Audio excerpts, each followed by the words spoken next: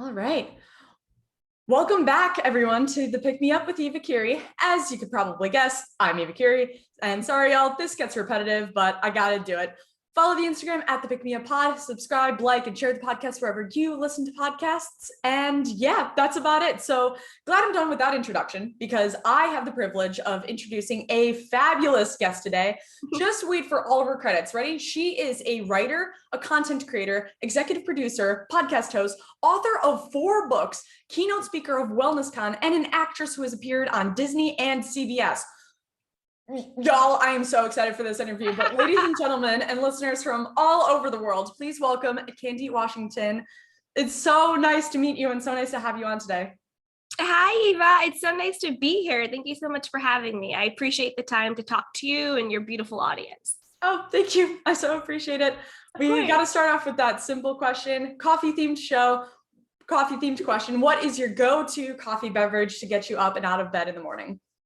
I love an iced mocha latte with whip. That is my go-to drink. I absolutely love it.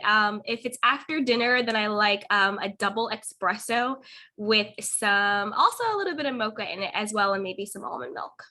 Oh my God, both of those are so classy. I'm just like straight up iced coffee for me. That's it. Those are both very fun. Oh my gosh, I haven't had a mocha. That's a very popular drink for some reason, but I haven't had it in years. I think I think I need to go back and like just experience it now as an adult or whatever. I haven't had it in a while though. It sounds awesome though. It's so good. Me and one of my really good friends, there's a restaurant. I live in Los Angeles. I don't know where people are listening from, but I live in LA, and there's this really fun restaurant called the Henry. And me and my friend go there all the time, and they have this coffee drink called the Clio, and it's espresso, almond milk, foam, and hazelnut, and it is so delicious. Highly recommend. For the love of God, you'll have to send me the link. I would love to see that and check it out. I will. Awesome. So great. Good stuff. Already starting off on a grid note. So for everyone, I kid you not, reading your bio, Candy, and looking at all the incredible events and projects and initiatives that you've launched made my jaw completely drop to the floor trying to write all the questions and like do the research on you. Your career and everything that you have done with your life is so incredibly fascinating. And obviously there's got to be a story. So how did you get to where you are today? By doing the work. Yep. That's that. End of story. No, by doing the work. No, that's such a great question. I actually was interviewed on another podcast, and it was a very similar question, where he said, how did you go from wanting to do all this to like having like IMDb credits and having your stuff everywhere? And he was like, what was the journey from wanting to do it to having it to like being where you're at? And I was like, it's actually putting the work in, and it's actually doing the work. So I think how I got to where I'm at is I decided that I wanted to be the author of my own story. I wanted to live life on my own terms. And I know that sometimes it'll be easier and sometimes it'll be harder. And so I, in that moment, made that decision. And I also accepted that there will be times where I'll want to quit, but I have to remember my why. So I went back to what my personal purpose is. So for me, my personal purpose is to add value to the lives of others through storytelling. And so to me, storytelling takes so many different forms. It's my podcast, it's writing books, it's talking to you right now. I'm just sharing my story with you. It's doing social media content, it's doing the films and the scripts and all of that stuff.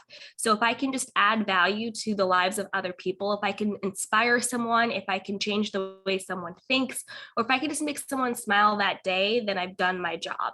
So when the times gets tough and I'm like, am I a failure? Am I not doing good enough? I didn't book this, or like, whatever things that life throw at you, like I go back to my why. And I remember, why am I doing this? What is my purpose in this? So that has kind of gotten me through like the tougher times of like, no matter what you're doing, you always have that internal pushback of like, can I really do this? Can I get this done? So knowing what that why was, and then putting a strategy together. So what I did was, I didn't have any connections in entertainment or fashion or anything like that. So I grew up in upstate New York in Syracuse. I went to Georgetown and I was going to be a lawyer. So I wasn't in this entertainment fashion world at all. So I wasn't like, is there anything you can't do?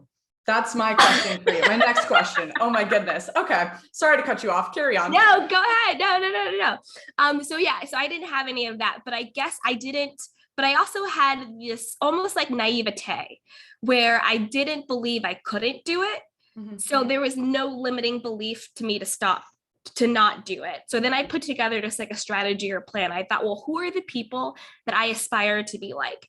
I know it sounds very cliche, but like I love Oprah, I love Reese Witherspoon, I love Gwyneth Paltrow, I love Kerry Washington, all of these beautiful, really successful and super intelligent women who were doing multiple things. They were acting, they were producing behind the scenes, they were writing, they were doing skincare lines and fashion lines and magazines, all of these things. But at the root of what they were doing was their own personal brand, their own personal mission. And then based on that, they were able to then launch, production companies and X, Y, and Z. So I thought, these are the women I want to be like. How did they do it? And let me put that plan together. And that's sort of what my blueprint has been. Looking at someone who's done it and seeing how they did it, and then doing that in my own unique way. That's such a beautiful way to go about life. I think just finding that mission and finding your purpose, and then kind of crafting that in whatever that looks like. For example, like you mentioned storytelling, and that's your way of crafting your mission and being like kind of a catalyst to growing your mission and to exploring that. And I think that's really beautiful. And especially for all of the wonderful trailblazers you mentioned with Oprah and with Reese and Kerry Washington, God bless all of those women. Yeah. They haven't parted from who they are. They have a very strong personal identity. And I think that is so important, and kind of how some people, you can see like a clear difference between like the successful and not, because the successful, they don't part from who they are, and they have that very clear mission, and they know what their goals are, and they chase after them, and they don't let others kind of dictate what goes on in their life. And I think those are fabulous people to look up to, and what you're doing and what you are creating with everything that you do is just absolutely amazing. Yeah, and to piggyback off of that, I also think, yes, I followed the blueprint of what they did in their career, but then I also realized that they had similar moral and ethical attributes as well that I also wanted to make sure I had. Like all of these women, number one, they support other women. Yep. You never hear them bashing other women. They're not having like, Taylor Swift versus Katy Perry feud. Like you don't have, like, these women don't do that, not to bash those people, because like, trust me, I am a Swiftie. So like all day long. No, like, not to like, obviously not to put them down, but I'm just like saying as a reference, they support other women. They make women-centric content, and they make wellness, self-care centric content. And they also own their own production companies. All of them do. They all behind this, they're not just waiting for someone to hire them. They're not waiting for someone to say yes to them. They're not waiting for someone to tell them that they're good enough to do what they want to do. They just sort of said, I already know I'm good enough to do what I want to do. I'm going to make my own opportunities. So yeah, so that was kind of in that as well. And stop waiting for permission for someone to give you an opportunity. Like, don't wait for someone to open the door. Build your own door. Build your own door, walk through it. Yeah, I mean, I definitely think a personal philosophy of mine, and just how I've kind of been going about just my adult life now, is just, it's better to ask for forgiveness than ask for permission, just because, that permission is so limiting, and no one actually ever wants to give it to you, and you just have to pave your own way in life, and you can't wait for someone to just provide you opportunities. You have to chase after them yourself. Yeah, and the only person's permissions you need is yourself. Give yourself permission to step into that empowered version of yourself who says, I want to do X, Y, and Z. Now let me make a plan on how I'm going to get there. Who can I reach out to? Who is in my network? Who is in my community of people who can help me get this done? And if they don't currently exist, how can I make them exist? Am I pitching people on LinkedIn? Am I going to networking events? Am I, reaching out to engaged communities online? Am I talking to my alumni association? Like, Mhm. what are the things that I can do to build a network of people to get me to X, Y, and Z? And just give yourself permission to do that. Give yourself permission to succeed and to fail, you Mhm. know, and redefine what success is to you and redefine what failure is. Because I know for me, one thing that I had to really redefine failure is that failure isn't personal. It's not, I am not a failure. Just Right. this particular thing that I was trying to do just didn't work out. That's now just data and information to course correct to do it better next time.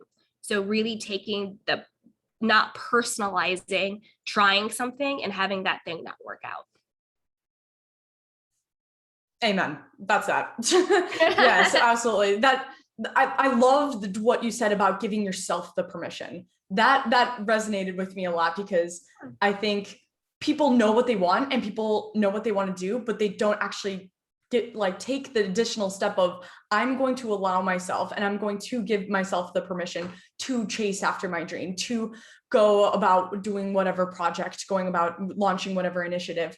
And that's the step some people miss. And then there's the others that actually allow themselves to give themselves the permission, and then they go places and then they go everywhere. And I think that's awesome. But I'm going to change gears really quickly. Yeah. So on top of all your credits, you are also the founder of a media company, 1214 Media, which has the mission of telling underrepresented stories through the lens of wellness and the human experience. And I think with media, and just my background in media and stuff, I found that a lot of what we perceive and to be true about the world is what we see on the big screen and on the little screen, our phones, so on and so forth, you name it. And your production company is focused on telling those really raw and transparent and authentic stories. And my question, my question for you is, what have you found to be the most impactful experience about running this company that advocates for representation and integrity in content? Oh, always the most impactful thing is when someone experiences or engages with my content and then they reach out and they tell me how it has affected their lives. Mm-hmm. You know, I did a really good interview with this doctor called Dr. Steve Yu, Mm-hmm. and he does minimally invasive gynecological surgery stuff, all of that things. But what we were talking about was the truth about fibroids. And you would think that you wouldn't have that on a wellness or self-care, because that seems more medical and traditional, but again, it still goes into wellness and self-care. But we got into the really nitty gritty part of it, of being your own advocate when it comes to your medical care, and having, and the doctors who did these weird practices where they're essentially sterilizing lower income women, and they were sterilizing women of color, and it was all of these biases and how to treat fibroids in that sort of in a less invasive way where people aren't getting these hysterectomies. And so I just put the interview up on YouTube, and then I had all these women emailing me and commenting and being thank you so much for this interview.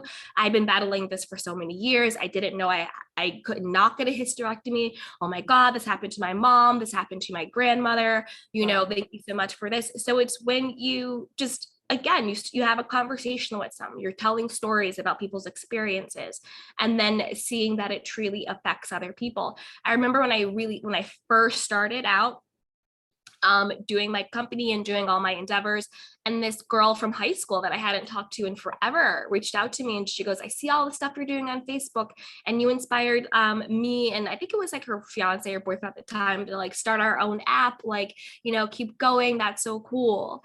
And so I think that the crux of the answer to your question is, when I realized that, yes, my purpose is to add value to the lives of others through storytelling. And of course, that encompasses all the content that I do.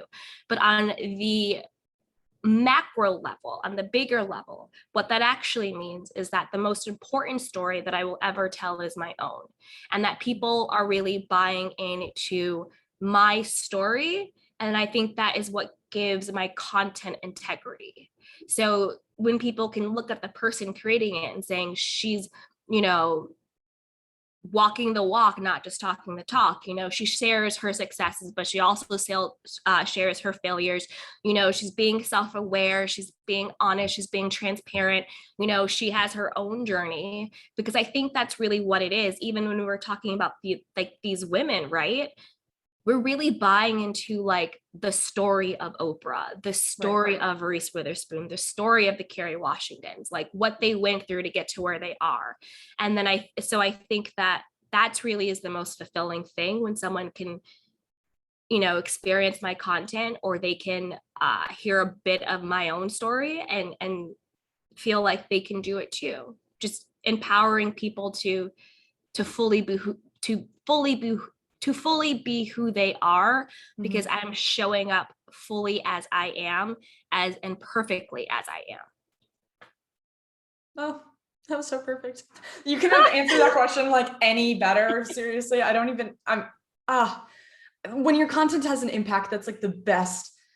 That's the best feeling in the world. You get to have these like amazing engagement conversations with the women you're working with, or like whoever, all of your followers and stuff like that. And it's really beautiful to see that the stories that you're telling, and that again, you haven't strayed from your mission, and your one like podcast episode, your one like piece of content was able to have so much of an impact. And I think we are, I don't know, I guess in society, we're like, we have to have this huge following. We have to have this like huge multi-million-dollar corporation in order to make an impact. And we don't.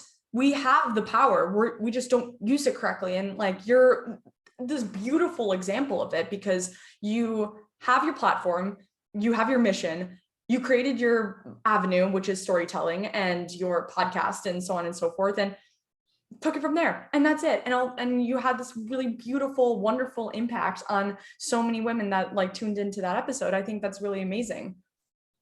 Yeah, and I think it goes back to perspective and permission. We think that and validation. We think that in order to be validated or to be legit in the space, somehow we have to have 2.5 million followers on Instagram, or we have to be on the cover of Vogue and Forbes and all of these other random things. But I think that the most impactful moments are the moments like these, where we're just getting together, we're just having raw and real, transparent conversations, and people can then hear that and be empowered to do the same. I think that's really what it's about. I think it's really just about creating community on these just interpersonal levels. And sure, it's great to have the following, it's great to have the analytics, those are great and fun. To me, that's just like data and like, numbers. Talking points. They're numbers, yeah. But I think once we start to validate ourselves and give ourselves permission and know that we are enough,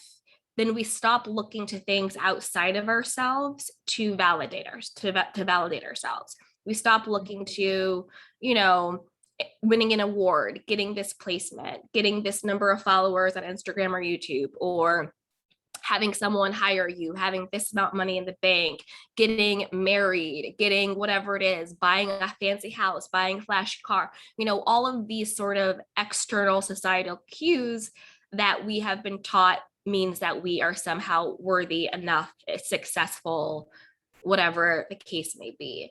So I think once we stop looking outside of ourselves and start looking in ourselves, because we already have everything we need inside of us.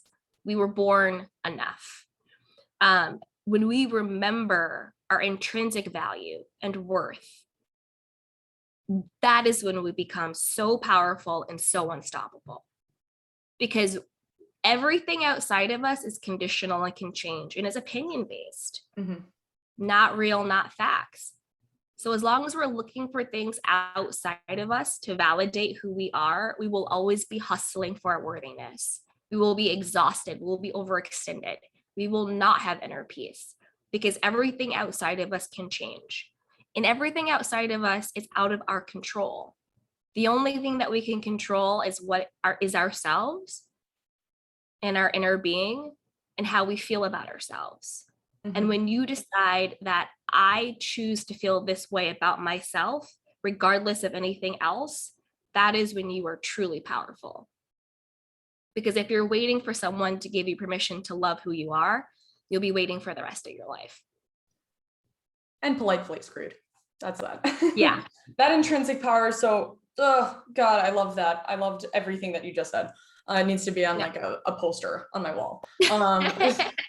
I actually want to stay on this track a little bit and go a little bit deeper for a short bit, and then we'll get into all the awesome stuff that you do. So it's obviously, aside from your incredible career and your life and you and personality, no less, you also are an advocate for self-help and self-care and self-love, and you identify, or I guess like a portion of yourself is a recovering people pleaser. And I'm curious to know not only what inspired you to become an advocate for self-help and self-care, but also what did that turning point look like for you from that people-pleasing aspect?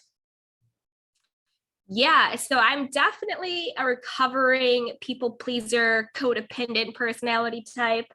So I used to always be happy, bubbly, and I was definitely a yes person. Like I was the best friend. I was the most favorite daughter. I was the A+++ student.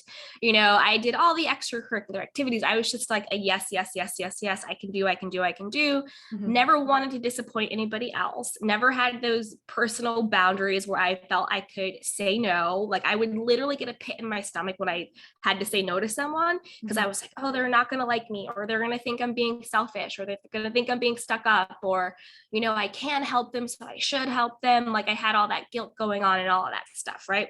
Mm-hmm. And so when I moved to LA from the East Coast and I had started, you know, doing my own content creation and really doing this full time, I was like, I realized, because prior to that, everything was so structured.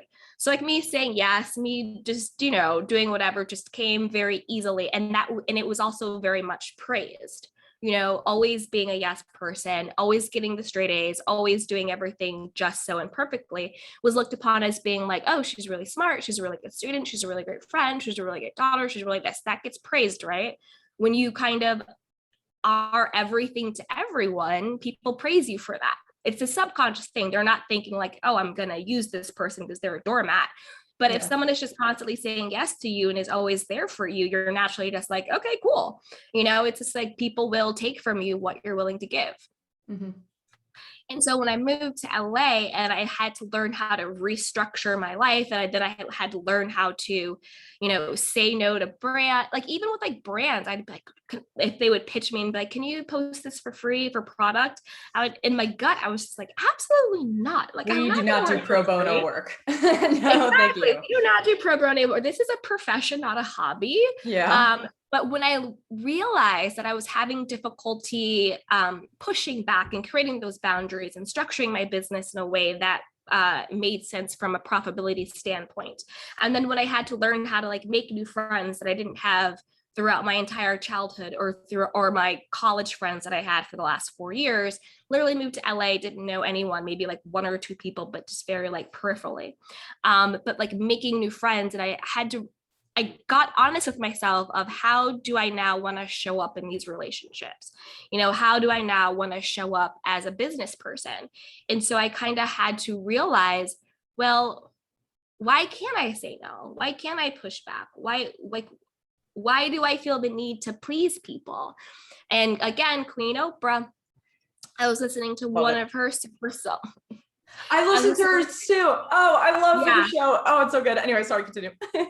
No, it's okay. And I was listening to her, one of her Super Soul Sundays, and she was saying how she had the disease to please. Like as Oprah, she had the disease to please, and how she was so fearful of saying no to people.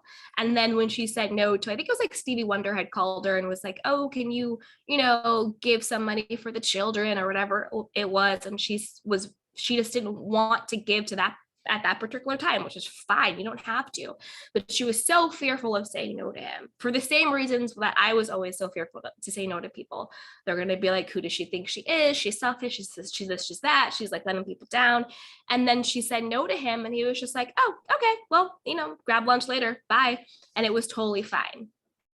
So I was just Love like, it. okay, I need to learn how to get on that level. So then I Mhm. went into therapy to learn why I was like this. So we unpacked everything, learned the why, got the tools to now have healthy boundaries, healthy communication skills, high self-esteem, high self-worth, not getting my value based in performance. So people who are codependent or people who people please, we get our value and worth from what we do.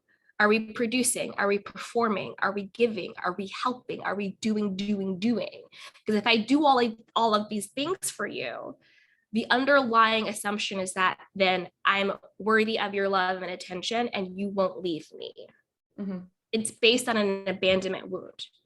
If Yeah. I'm doing all these things, if I'm proving my place in your life, if I'm proving my worthiness to you, if I'm saying yes to you, if I become indisposable to you, then you won't leave me, and then I'll be enough, and then I'll be worthy.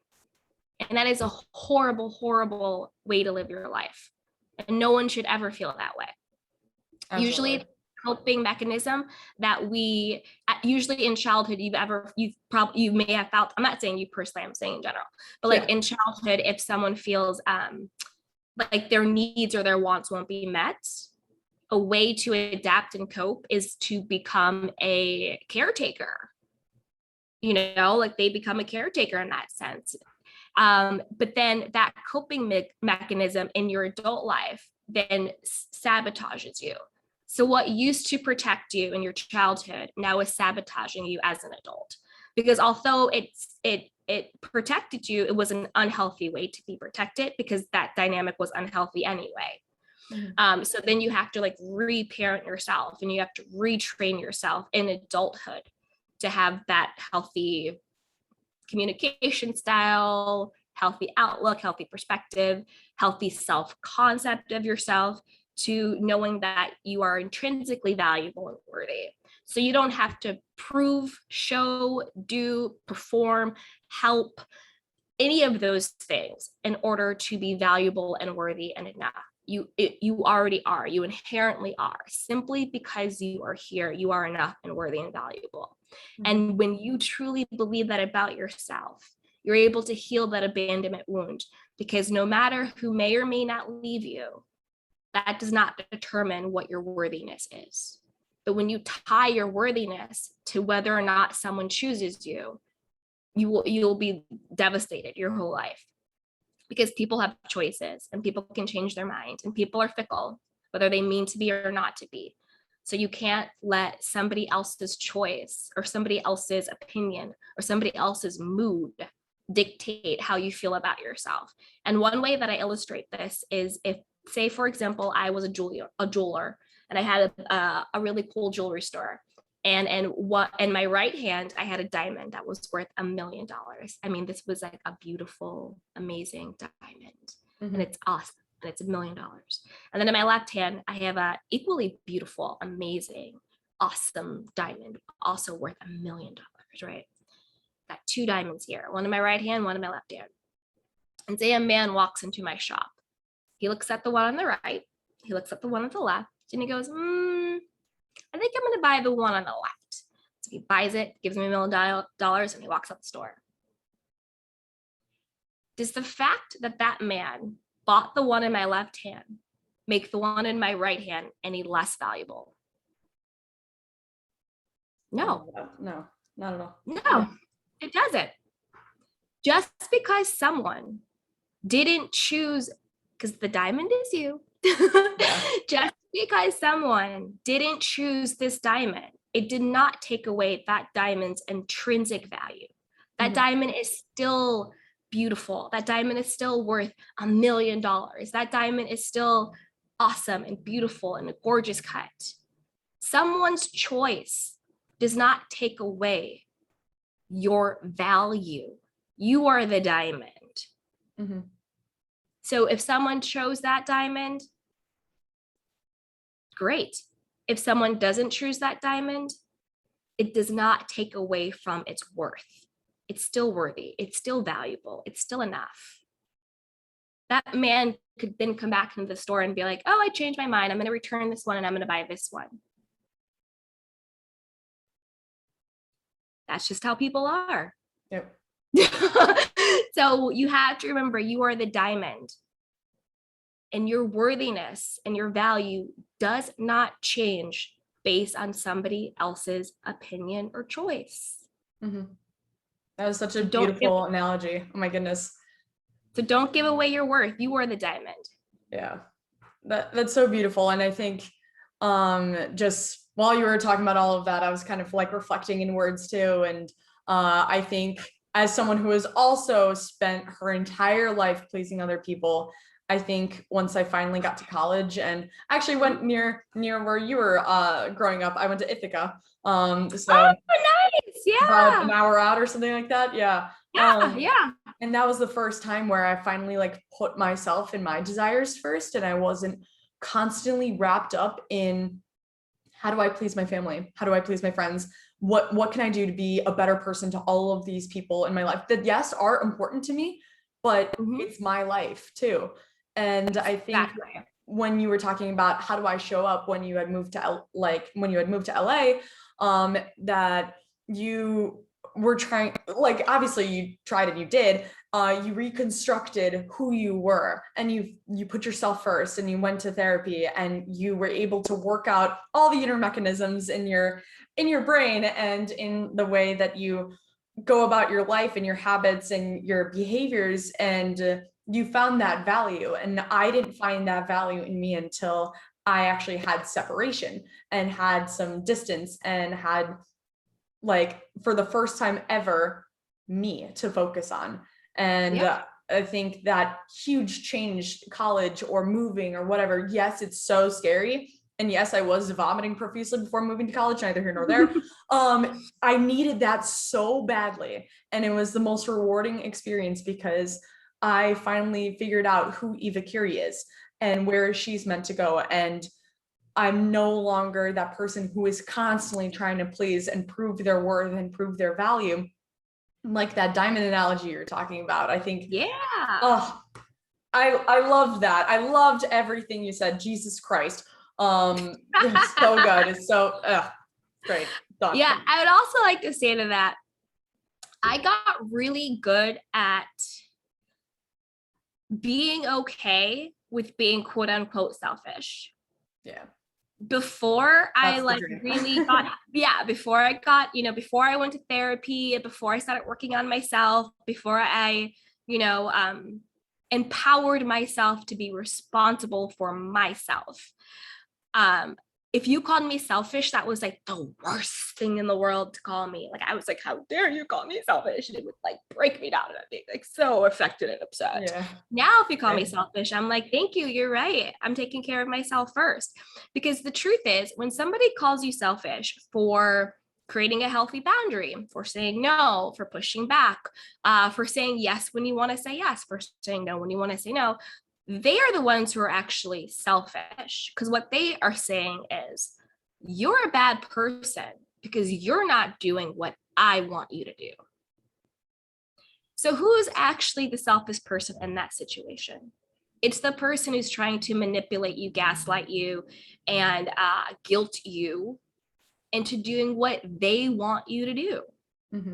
They're actually the selfish person, because when you're selfish, you want what you want regardless if it's at the detriment of somebody else.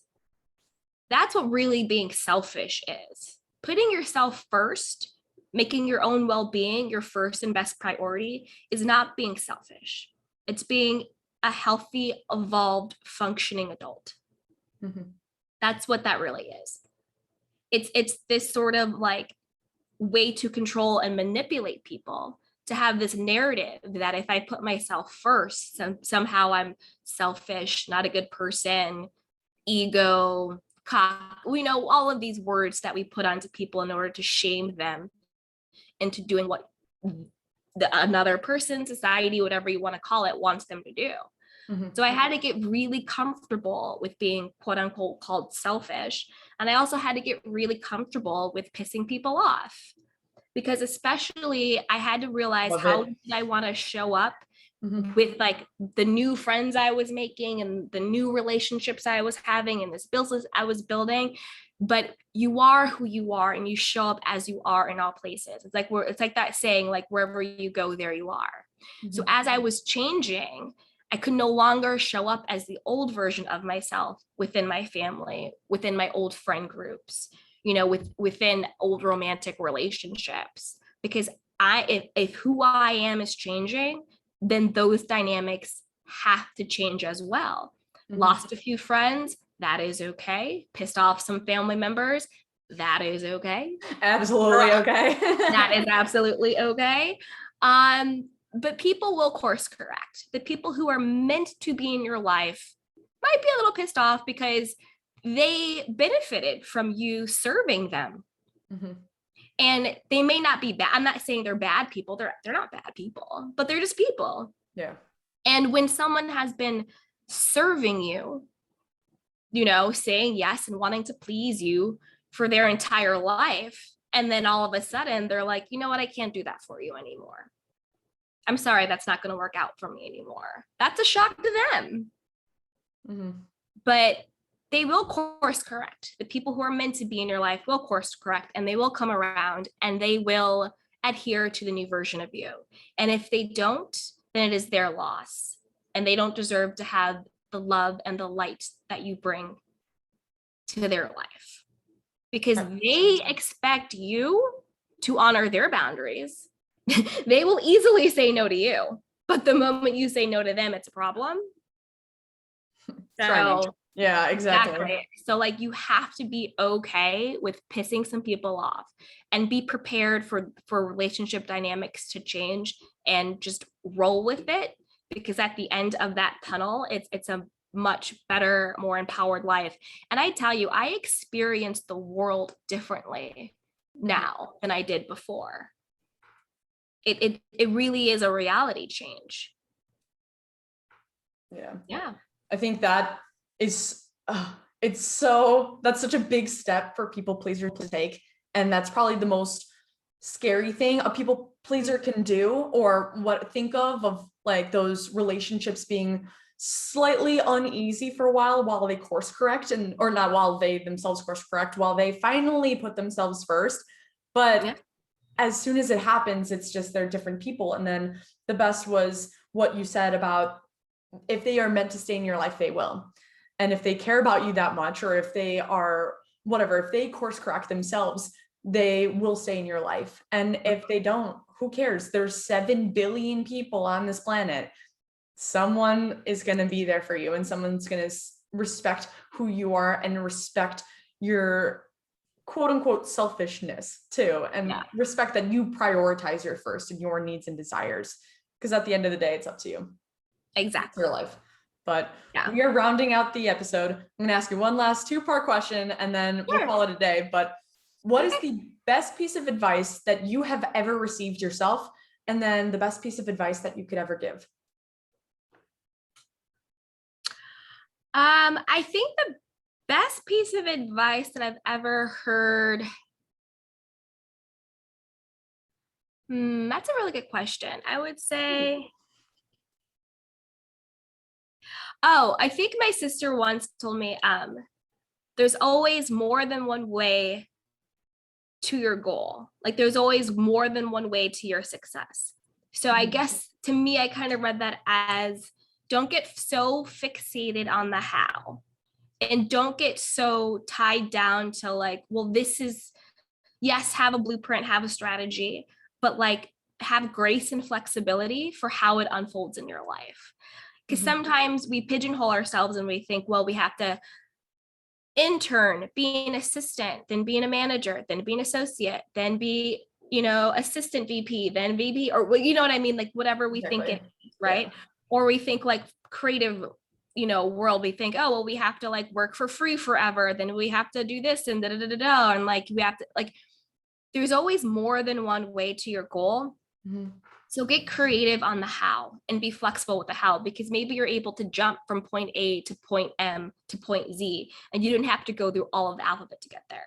Yeah. So there's always more than one way, and don't pigeonhole yourself in limiting beliefs, thinking that you have to, and I'm not saying don't be like, of course, like be humble and all of those great things, but don't think that you have to pay your dues and do all of these things in order to get here and here and here. Get creative, be flexible. And maybe that could jump your timeline, and again, it goes back to looking at people who've done it. Everyone that I named didn't do it the same exact way. They all did it very different ways and very different means. So don't think that you have to, slug it out for 5 to 10 years or work for free for 2 years or do all of these things. We're like, no, like you really don't have to. Write the book, write the screenplay, start the podcast, start the business, do the hair care line, do the skincare line, do philanthropy, do whatever it is, just do it. But don't think that you have to have this sort of like indebtedment due process to do it. Just do it.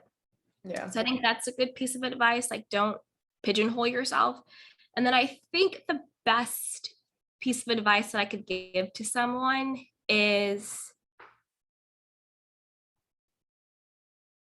know who you are and only answer to who you are. And what I mean by that is whenever you try and do something great or have success, whether it's in the public eye or not, you will have online trolls, you'll have in real life naysayers. Sometimes your friends will make a sly comment, sometimes your family will, sometimes somebody online will, but know who you are.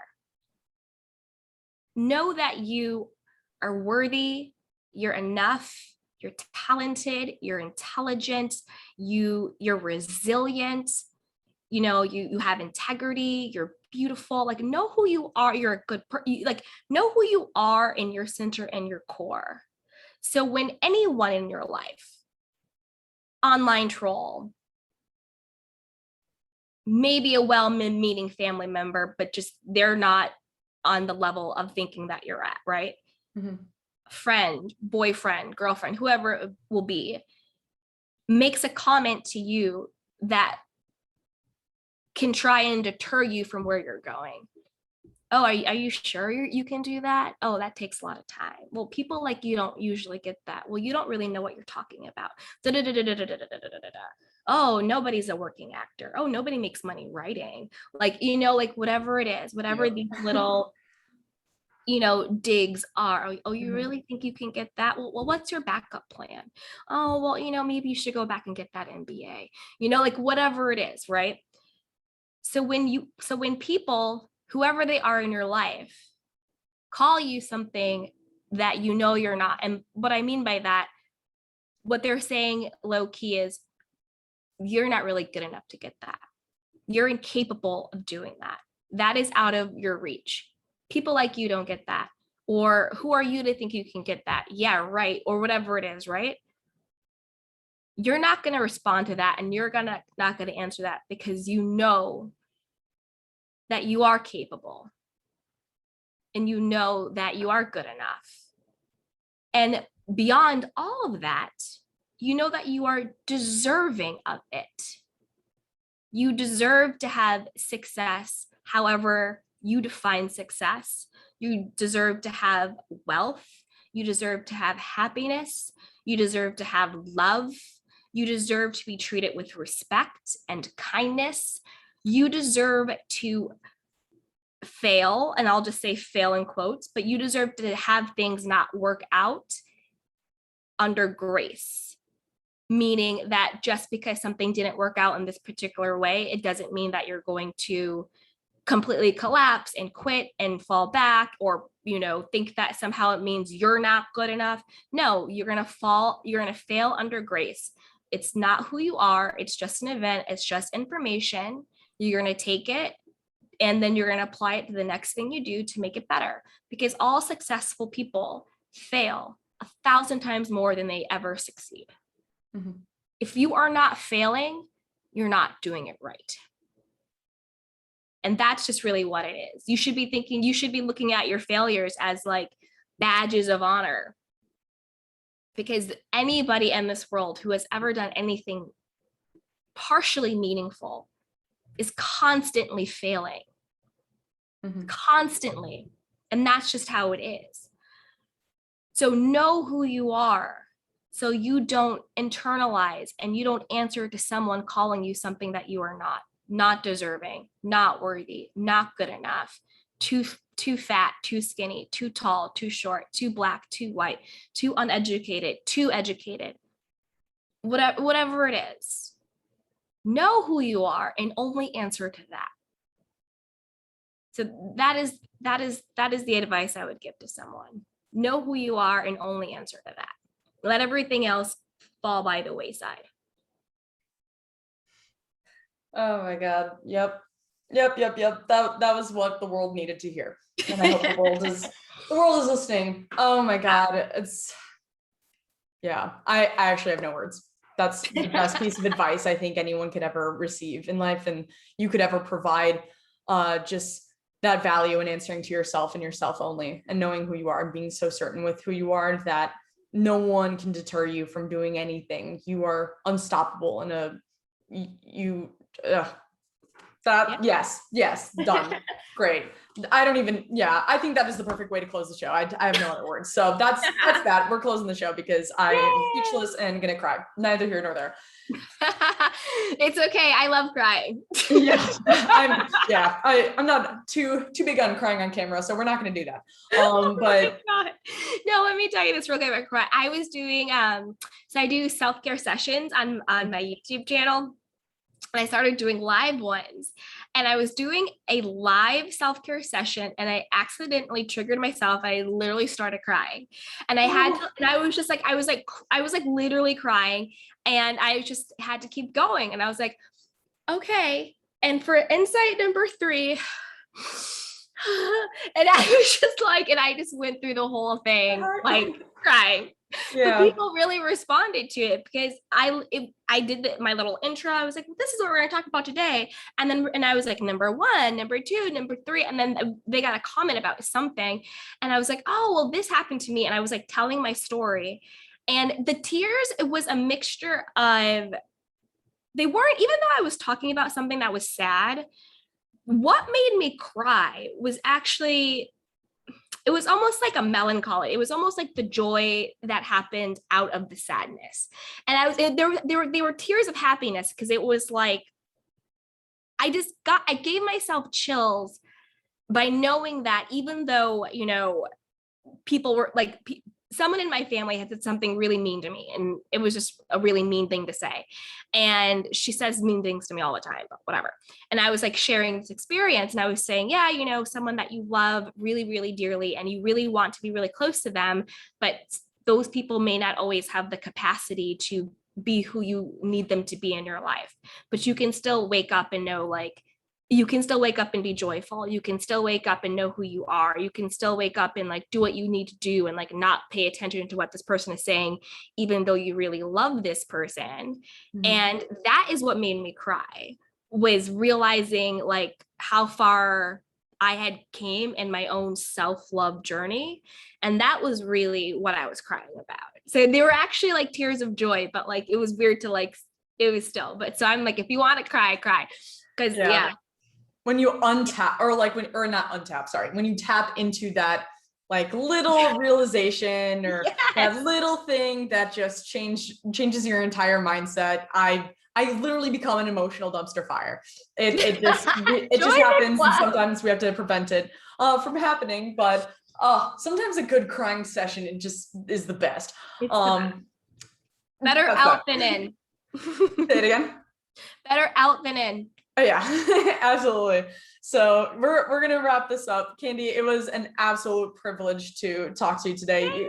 The wisdom and the advice and the stories and everything that you do is just incredible, and you are such a trailblazer. And just, I hope everyone listening has taken something away and has been able to kind of look inward and like realize how they can improve their lives, because obviously that's why we're here. That's why the Pick Me Up is here, because we want that. But lighter note, I'm going to be including everything that Candy does, website handles, so on and so forth, everything in the comment section of the podcast. So for literally everything that it's worth, please go check them out. Just I loved every single little bit about this conversation, and I hope everyone listening did the same. But nonetheless, Monday, another episode of the Pick Me Up with Eva Curie, and I hope you all have just a wonderful rest of your week, and I will see you all on Monday. Bye, everybody. Oh my gosh, how do you stop recording? Oh, there it is.